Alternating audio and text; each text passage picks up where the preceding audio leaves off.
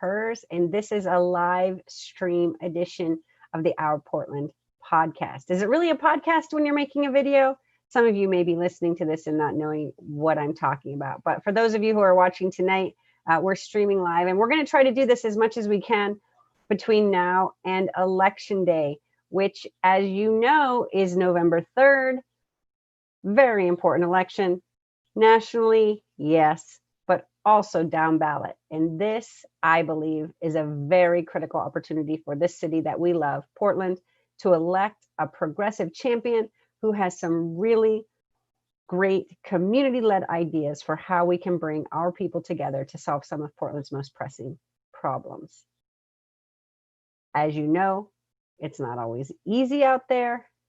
We have seen the temperatures dropping.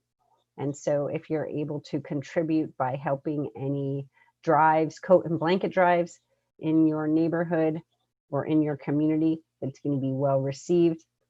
Also, we know that people are still struggling due to COVID. So please, whatever you do, remember to wear your masks and stay safely distanced from each other when you're in person. But part of why we're coming to you via live stream instead of being face-to-face in campaign events and rallies is because of COVID. And we care enough about your health and the health of me and my staff to work remotely through Election Day this year. Now, that doesn't always make talking with people about the campaign easy. So we set up something very innovative.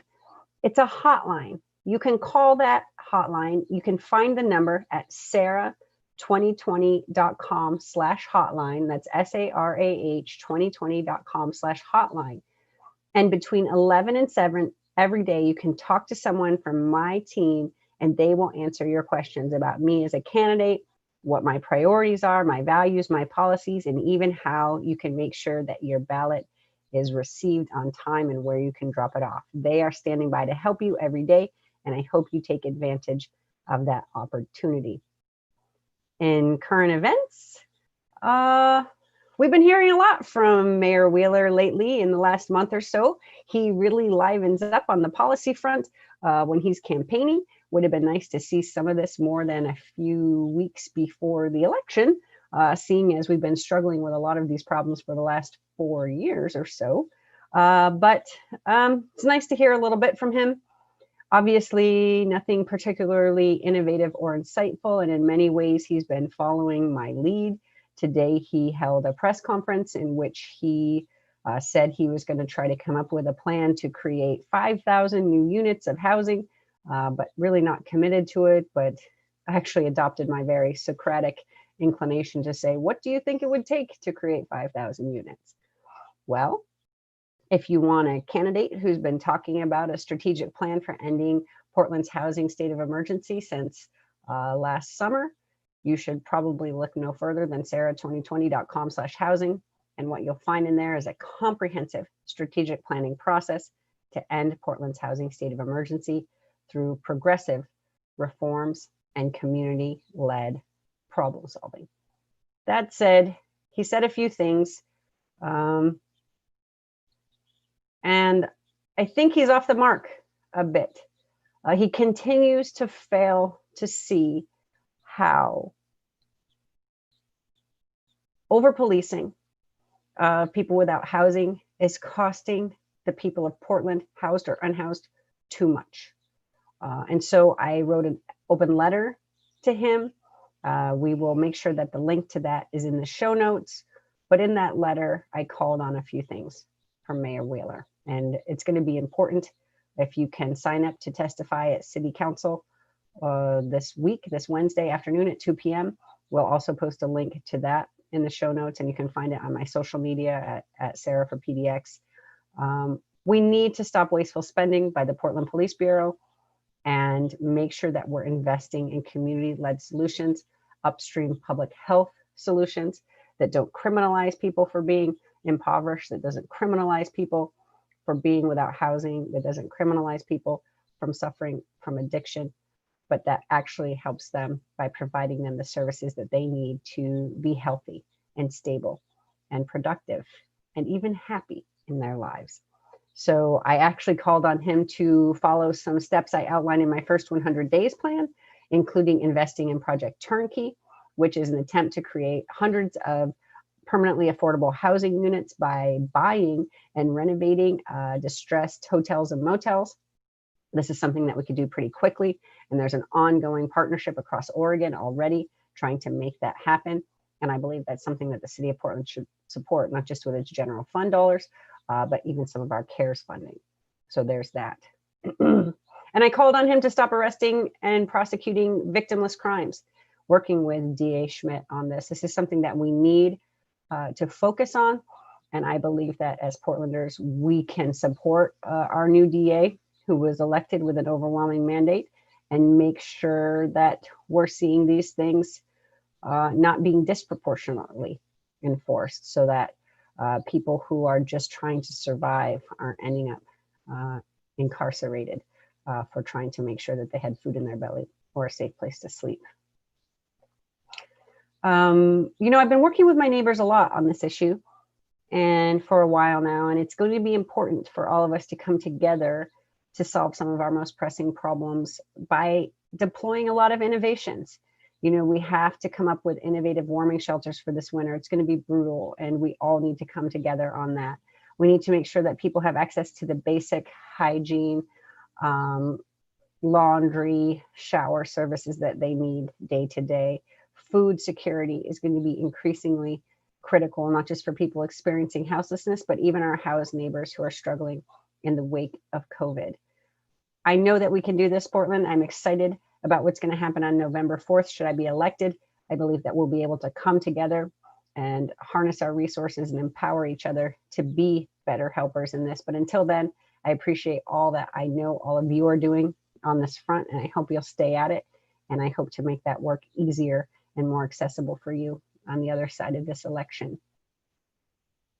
I really want you to stay focused on what's important right now. There's been a lot of negative mailers going out around me.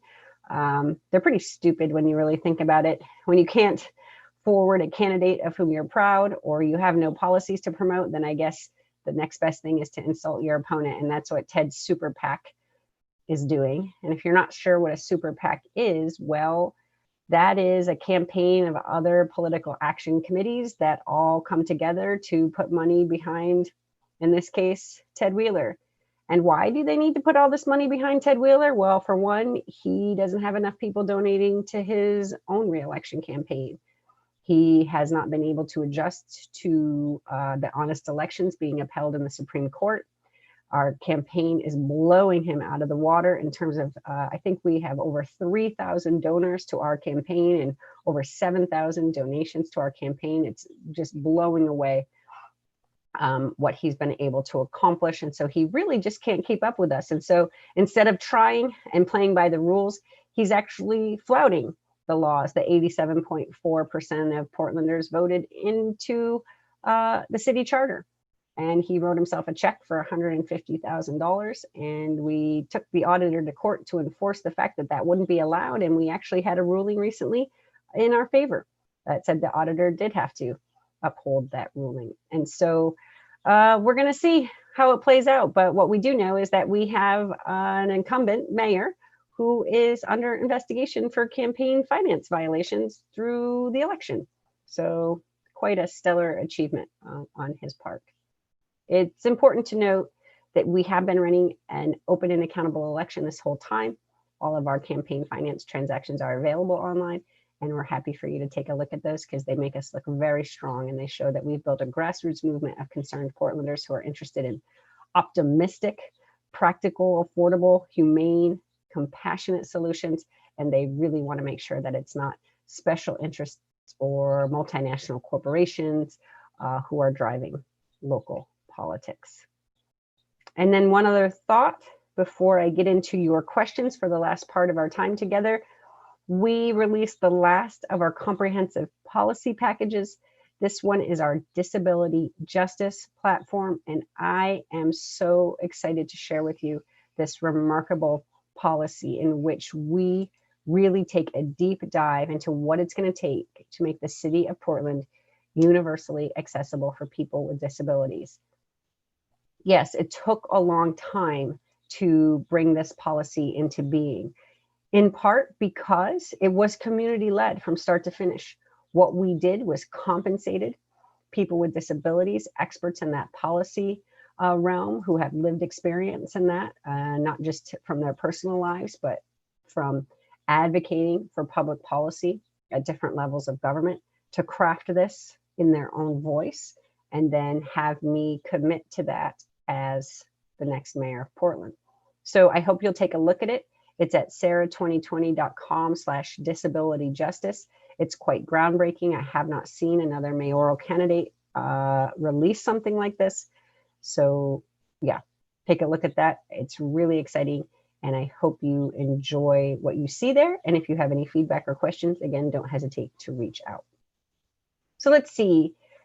Our first question came in via email, and I'm just going to read it because that's easier. It's from Walt B., who writes, Ted Wheeler has failed to protect Portland citizens from the violent acts of criminals who have inflicted great damage to property and injuries to people. The mayor has not, for the most part, held these criminals accountable for their actions by arresting them and turning them over to the judicial system to prosecute them for their felonious acts. If you agree that criminals should be held accountable for their crimes in this manner, would you pursue this course of action if you replace Ted Wheeler as mayor of Portland? Well, Walt, this is something that I have talked a bit about, and that is we need equal enforcement of the law in Portland. But I believe that where you start at protests about police brutality is making sure that police brutality is reined in and that the police are not committing violence in the community. I believe that we need to hold white nationalists accountable when they come to our city and sow bigotry and hate, and they incite riots and violence here, when they flout gun regulations, like not open carrying in big crowds, and making sure that they are also held accountable. And then, yes, when people do commit crimes, they should be held accountable for them. But we also have to think about the difference between victimless crimes, property crimes, and bodily injury, and personal harm, and distinguishing across the range of crimes that people may commit and make sure that the punishment fits the crime. But ultimately, what we really need is equal enforcement of the law.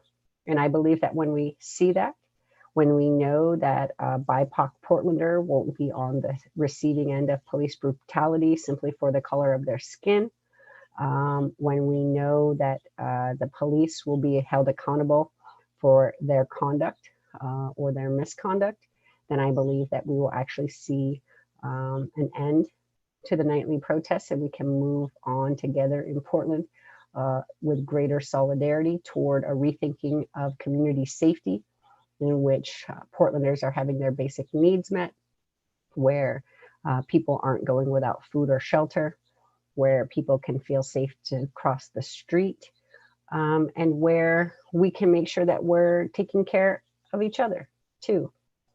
It's important. I know it's going to be a hard, long road for us to healing after this summer. It's been really challenging, not just because of the protests, but because of COVID. We've got a lot of work to do coming back together. But I believe that if we do come together and talk about what are we really afraid of, and what do we need when we have fear, and what number do we call when we feel afraid, and then what do we hope happens on the other end of that call, is something that we have to have a good, long, hard talk about here, because we know that for women on the receiving end of intimate partner violence, they don't always feel safe calling 911. There are people without housing who don't always feel safe interacting with law enforcement. And so we need to make sure that public health responses are there. Things like Portland street response, we need to be funding that robustly.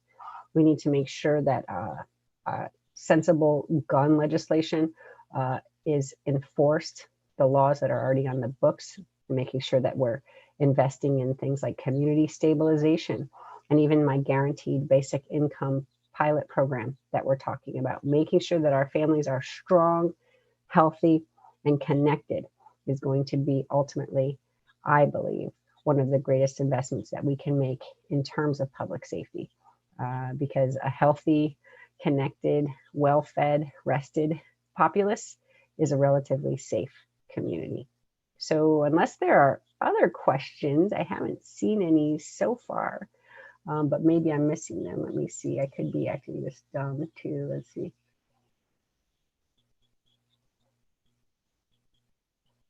All right. Well, I think this is a new platform, and there probably aren't a lot of people tuned in to ask me questions. Oh, looks like they moved them to a different channel. Here, let me see if I can find a few before we go. All right, here's what I think we do. I think we call it a night, but know that I'll be coming on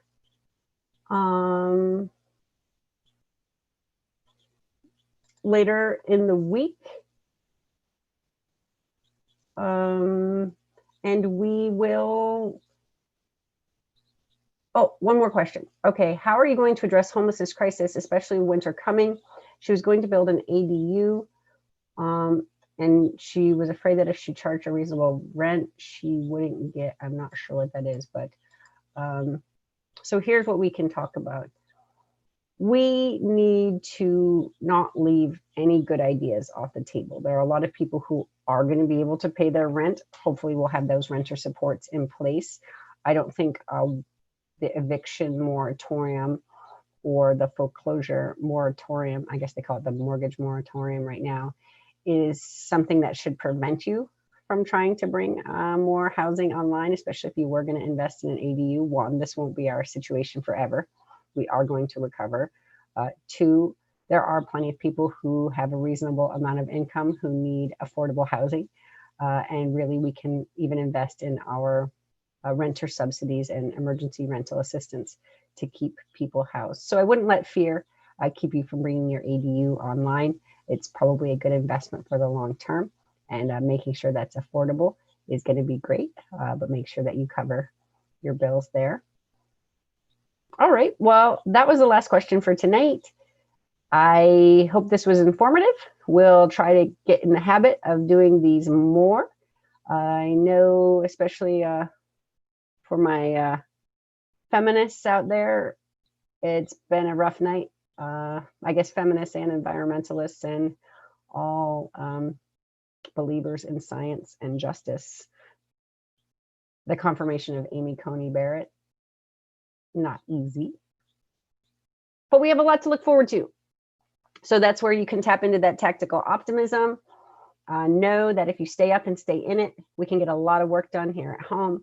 We know how to come together to keep each other safe. We know how to come together to help each other meet their needs, and work it through this.